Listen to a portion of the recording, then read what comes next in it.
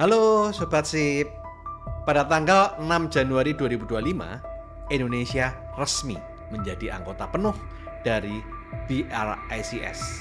Hal ini diumumkan oleh pemerintah Brasil sebagai ketua presidensi BRICS tahun 2025. Sebenarnya, pencalonan Indonesia sudah didukung oleh para pemimpin BRICS sejak Agustus 2023. Tetapi, Indonesia memilih untuk secara resmi bergabung dengan BRICS setelah transisi pemerintahan baru di bawah pimpinan Presiden Prabowo Subianto. Kondisi ini seperti pisau bermata dua, di mana di satu sisi menimbulkan banyak kondisi yang menguntungkan, tetapi di sisi yang lain juga ada dampak yang mungkin merugikan. Mari kita kupas di video yang kali ini.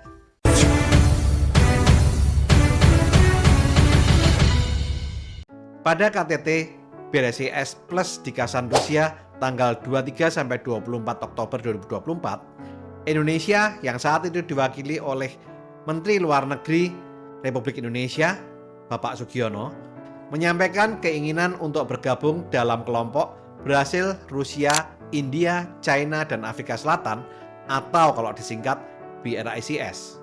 Hal ini ternyata direspon dengan cepat oleh Ketua Presidensi BRICS tahun 2025 yang saat ini dipegang oleh pemerintah Brasil. Dikutip oleh AP News pada tanggal 7 Januari 2025, pemerintah Brasil menyambut baik masuknya Indonesia ke dalam BRICS dan membuat pernyataan sebagai berikut. Sebagai negara kekuatan ekonomi terbesar dan berpenduduk terbesar di Asia Tenggara, Indonesia memiliki kesamaan dengan negara-negara anggota BRICS dalam mendukung reformasi institusi-institusi global dan berkontribusi secara signifikan dalam memperkuat kerjasama dunia selatan atau Global South. Kementerian Luar Negeri Indonesia juga menyambut baik pengumuman dari Brasil sebagai Ketua BRICS 2025 mengenai bergabungnya Indonesia sebagai anggota penuh di BRICS dan membuat pernyataan resmi pada tanggal 7 Januari 2025 sebagai berikut. Pencapaian ini mencerminkan peningkatan peran aktif Indonesia dalam isu-isu global, serta komitmen untuk memperkuat kerjasama multilateral demi mewujudkan tatanan global yang lebih inklusif dan berkeadilan. Indonesia memandang keanggotaan di BRICS sebagai langkah strategis untuk meningkatkan kolaborasi dan kerjasama dengan negara berkembang lainnya, berdasarkan prinsip kesetaraan, saling menghormati, dan pembangunan yang berkelanjutan. Partisipasi Indonesia di BRICS merupakan perwujudan dari amanat konstitusi untuk berperan aktif dalam menjaga tatanan global. Keputusan untuk bergabung dengan BRICS diambil setelah melalui pertimbangan dan kajian mendalam oleh pemerintah Indonesia dengan tujuan memperkuat posisi negara dalam kancah internasional dan meningkatkan kerjasama dengan negara-negara berkembang lainnya.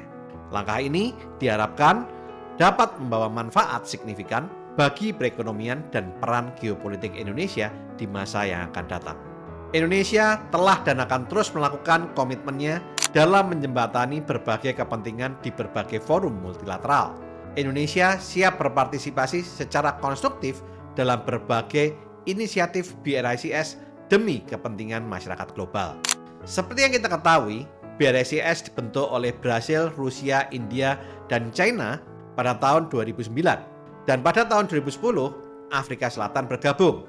Kemudian di tahun 2024, aliansi tersebut memperluas keanggotaannya dengan bergabungnya Iran, Mesir, Ethiopia, dan Uni Emirat Arab.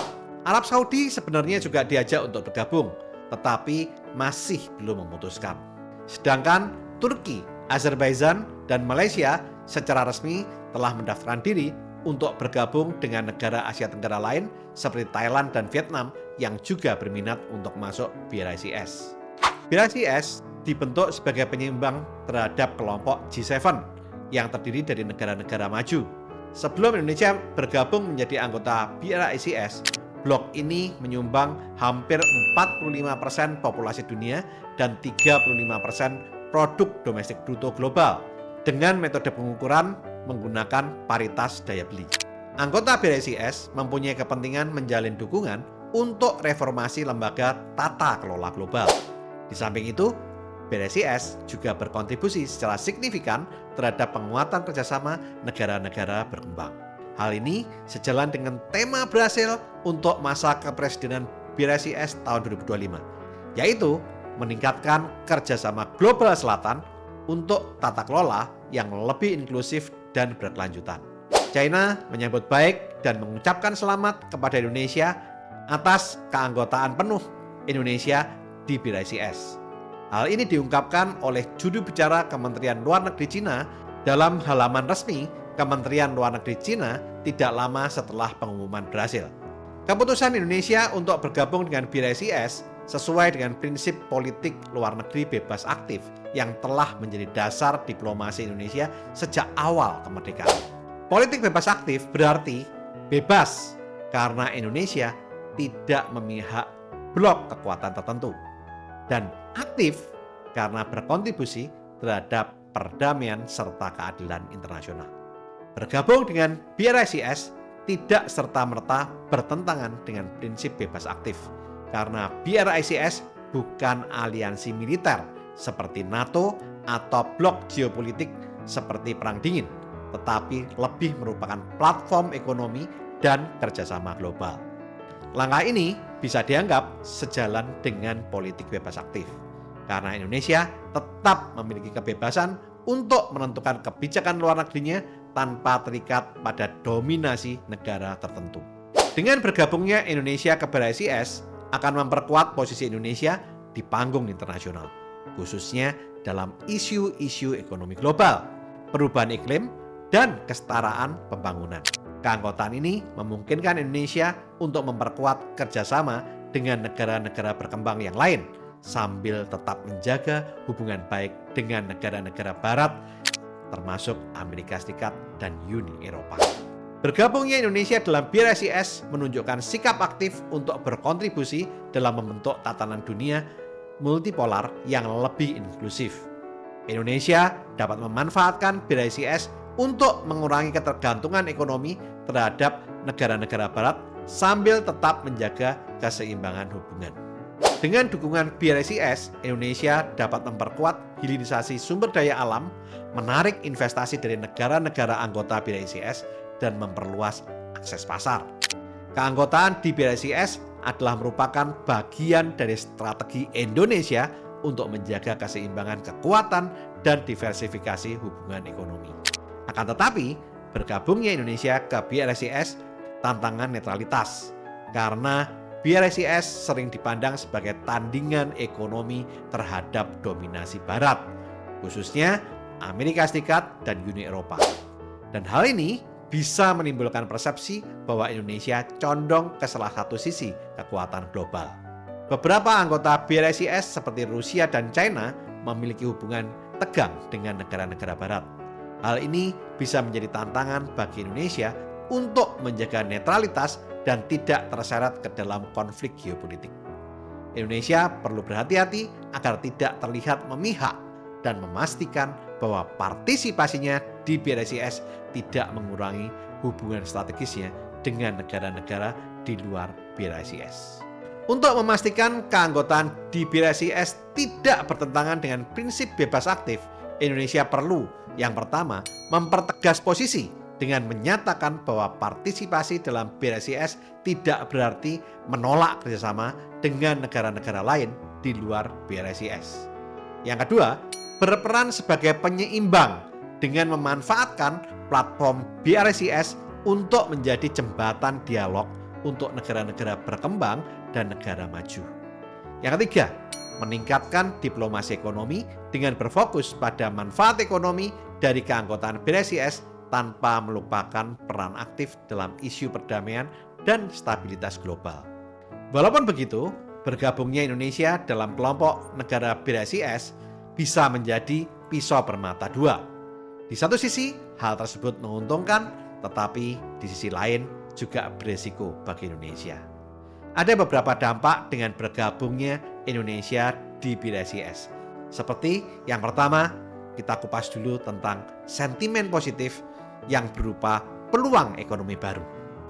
Yang pertama, BRICS bisa sebagai alternatif global. Dengan bergabungnya Indonesia akan memperkuat citra BRICS sebagai blok ekonomi yang inklusif yang bertujuan menyeimbangkan dominasi ekonomi barat dan negara-negara yang berkembang. Indonesia dapat mendorong agenda negara-negara berkembang dan memperkuat posisi strategisnya di panggung internasional. Hal ini selaras dengan visi untuk menjadi pemimpin Global South. Dan hal ini juga dapat mendorong sentimen positif di pasar negara berkembang dan mengurangi ketergantungan terhadap US dollar sejalan dengan keinginan BRICS terkait penggunaan mata uang lokal dalam perdagangan internasional. Yang kedua, potensi investasi. Dengan bergabung di BRICS, Indonesia bisa mendapat akses ke New Development Bank atau NDB BRICS untuk pembiayaan proyek infrastruktur. Indonesia dengan sumber daya alam yang melimpah dan populasi yang besar menarik bagi investor global yang ingin memanfaatkan peluang di pasar berkembang. Yang ketiga, diversifikasi pasar. Indonesia bisa memperkuat kerjasama dengan China, India, dan negara-negara anggota yang lain untuk meningkatkan perdagangan dan investasi sektor strategis seperti teknologi dan energi.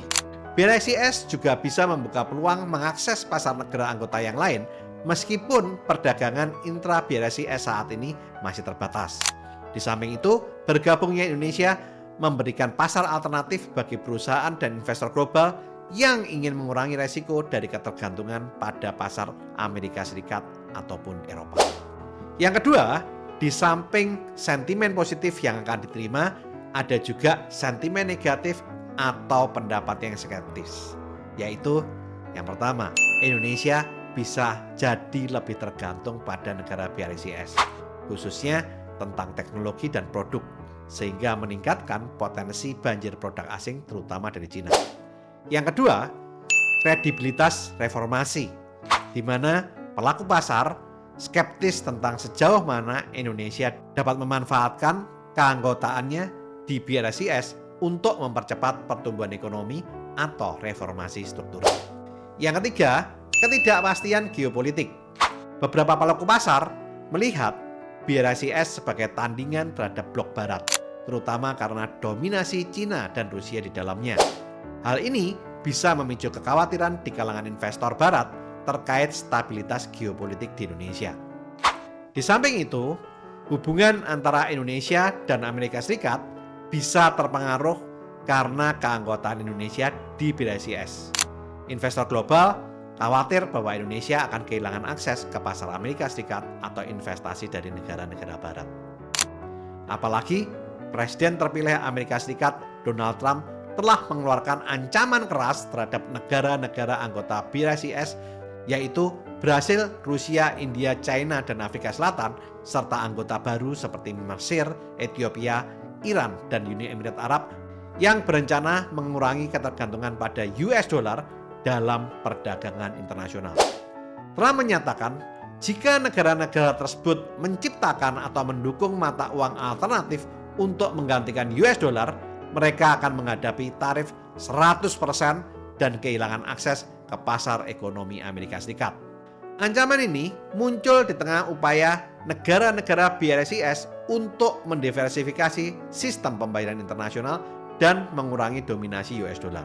Sebelumnya, Presiden Rusia Vladimir Putin menuduh Amerika Serikat mempersenjatai US dollar dan mendorong negara-negara yang lain untuk mencari mata uang alternatif di luar US dollar. Situasi ini menciptakan ketegangan dalam hubungan perdagangan global dan menimbulkan kekhawatiran akan potensi perang dagang antara Amerika Serikat dan negara-negara BRICS. Langkah-langkah yang diambil oleh kedua belah pihak akan berdampak signifikan pada stabilitas ekonomi global dan dinamika perdagangan internasional.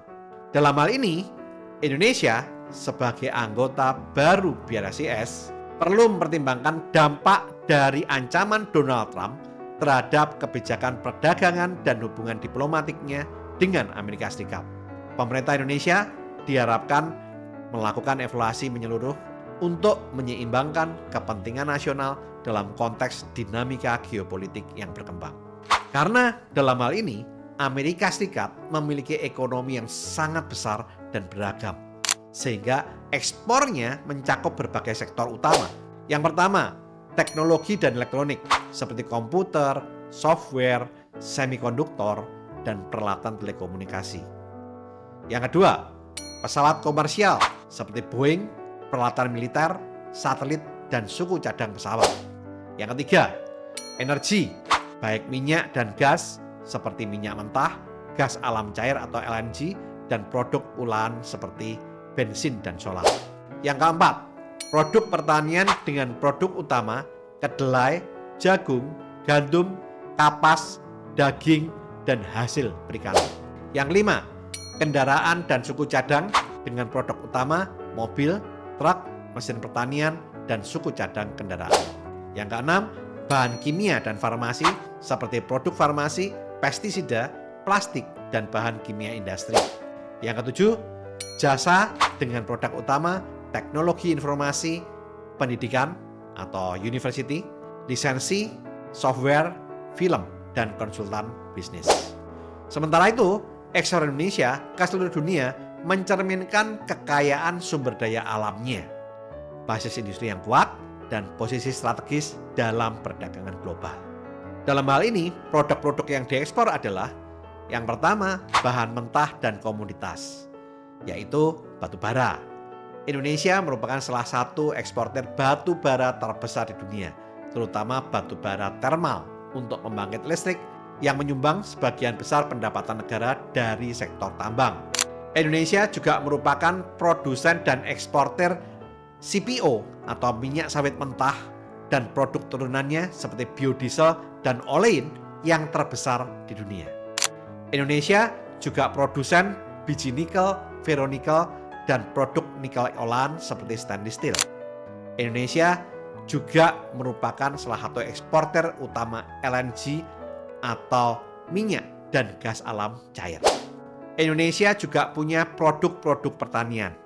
Indonesia adalah merupakan salah satu produsen karet alam terbesar di dunia dengan produk unggulan, produk karet olahan seperti ban. Di samping itu, Indonesia juga punya produk-produk pertanian yang lain seperti kopi, kakao, rempah-rempah, dan hasil laut seperti udang dan ikan. Kopi Indonesia, terutama kopi luwak, terkenal sebagai salah satu kopi yang terbaik di dunia. Menurut data terbaru, tujuan ekspor terbesar Indonesia adalah yang pertama, China, sekitar 23% dari total ekspor Indonesia. Yang kedua, yang perlu ditermati adalah Amerika Serikat, sekitar 10% dari total ekspor. Jepang, sekitar 9% ekspor. India, sekitar 8% ekspor. Singapura, sekitar 6% ekspor. Dalam hubungan bilateral ekspor-impor antara kedua negara, Indonesia dan Amerika Serikat menunjukkan Indonesia surplus dalam beberapa tahun terakhir. Pada periode 2018 sampai 2023, data dari Kementerian Perdagangan Indonesia menunjukkan bahwa Indonesia secara konsisten mencatat surplus dalam neraca perdagangannya dengan Amerika Serikat selama periode tersebut. Antara bulan Januari sampai dengan Maret 2023 saja, ekspor Indonesia ke Amerika Serikat mencapai 5,83 miliar US dollar. Dalam hal ini, komoditas utama dalam perdagangan bilateral antara Indonesia dan Amerika Serikat, yaitu ekspor Indonesia ke Amerika Serikat adalah produk tekstil dan pakaian jadi, karet dan produk karet, alas kaki, elektronik, dan furniture. Sedangkan impor Indonesia dari Amerika Serikat meliputi produk pertanian seperti kedelai, mesin dan peralatan, serta produk-produk kimia. Neraca perdagangan yang surplus antara Indonesia dengan Amerika Serikat bagi Indonesia mencerminkan hubungan dagang yang saling menguntungkan dan potensi yang besar untuk dikembangkan lebih lanjut bagi Indonesia ke Amerika. Di samping itu, dampak yang ketiga dari pandangan investor global, di mana dari pandangan investor barat akan lebih bersikap hati-hati karena investor barat akan menilai keanggotaan Indonesia di BRICS sebagai langkah yang lebih dekat dengan China dan Rusia yang membuat mereka berhati-hati dalam melakukan investasi di Indonesia. Sedangkan untuk investor dari BRICS, terutama investor dari Cina, India, dan Rusia, kemungkinan besar mereka memandang langkah ini sebagai peluang untuk memperluas investasi mereka di Indonesia, terutama di sektor infrastruktur dan energi. Yang keempat, dampak dari pasar keuangan. Seperti yang pertama, pasar saham. Indeks harga saham gabungan akan mengalami tekanan dan volatilitas sementara yang ditimbulkan oleh sentimen negatif jangka pendek karena pelaku pasar khawatir akan ketegangan geopolitik atau perubahan dalam hubungan dagang antara Indonesia dengan Amerika Serikat, sehingga memicu terjadinya capital outflow dari investor asing, terutama investor dan fund manager dari Amerika dan Eropa. Sedangkan sektor terkait hilirisasi seperti saham di sektor pertambangan, energi dan infrastruktur kemungkinan besar akan mendapat sentimen positif, terutama jika negara-negara BRICS melakukan investasi besar-besaran di Indonesia. Sedangkan dari pasar mata uang akan timbul resiko jangka pendek karena persepsi bahwa keanggotaan di BRICS mempengaruhi hubungan dagang dengan Barat dan Amerika. Ada kemungkinan nilai tukar rupiah akan menghadapi tekanan. Hal ini bisa terjadi jika keanggotaan di BRICS akan membawa arus investasi baru ke Indonesia yang dapat mendukung stabilitas nilai tukar rupiah. Dalam hal ini, kecenderungan negara-negara BRICS mereka lebih suka untuk melakukan direct investment dibandingkan portfolio investment. Yang ketiga, dari pasar komoditas. Dengan berfokusnya negara-negara BRICS pada ekonomi berbasis sumber daya, maka harga komoditas utama seperti nikel, batu bara, dan minyak kelapa sawit bisa meningkat. Dan hal ini akan menguntungkan bagi Indonesia. Sehingga untuk memaksimalkan manfaat dan meminimalkan resiko dari reaksi pasar global, maka harus dilakukan yang pertama. Harus dipastikan kebijakan ekonomi dan hubungan luar negeri tetap transparan dan stabil untuk menjaga kepercayaan investor global. Yang kedua, melakukan diversifikasi mitra dagang dengan tetap menjaga keseimbangan hubungan dengan negara-negara barat sambil memanfaatkan peluang dari BRICS. Yang ketiga, melakukan promosi investasi dengan cara memanfaatkan keanggotaan BRICS untuk menarik foreign direct investment, melakukan investasi di Indonesia terutama di sektor prioritas seperti infrastruktur dan energi hijau. Sehingga bisa disimpulkan bahwa bergabungnya Indonesia ke BRICS membawa peluang besar dalam meningkatkan daya tarik ekonomi dan investasi. Tetapi juga menimbulkan sisi negatif atau tantangan dalam menjaga stabilitas hubungan geopolitik. Sentimen pasar global akan cenderung bervariasi dengan potensi positif dari negara-negara anggota BRICS dan sikap hati-hati dari negara barat. Keberhasilan langkah ini tergantung pada bagaimana Indonesia untuk bisa mengelola komunikasi, kebijakan, dan memanfaatkan posisi strategisnya di pasar global. Demikian analisa saya tentang bergabungnya Indonesia dalam BRICS. Bagaimana dengan pandangan Anda?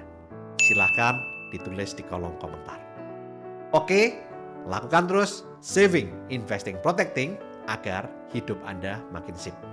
Saya Tony Hermawan Adikaryo, sampai jumpa di puncak.